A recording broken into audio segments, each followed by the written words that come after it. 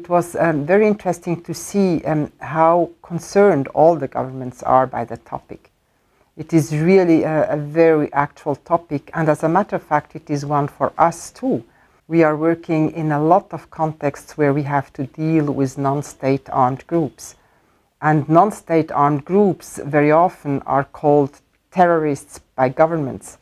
And it is extremely difficult to know what they exactly mean with terrorists. That's why we prefer to speak of non-state armed groups. It's extremely important to tell it all over again that in the context of non-international armed conflict, non-state armed groups are party of the conflict, and the international humanitarian law is applicable also to them, which will say that they have responsibilities too. They have to respect the international humanitarian law.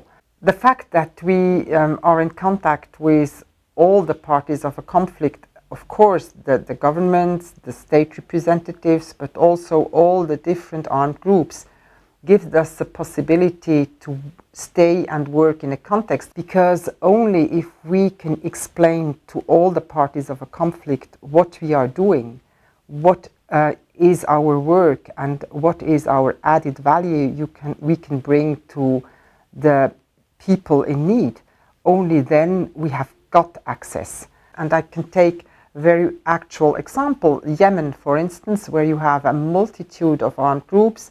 We can stay and work in Yemen as, I think, together with Doctors Without Borders, the only humanitarian actor in the country, because we have a very good network. All the groups know who we are, they know what we are doing, and that's why it is extremely important to us that states do not criminalize the fact that we have contact to non-state armed groups, to what they call terrorists, and that's why we have to fight for this right to speak with non-state armed groups.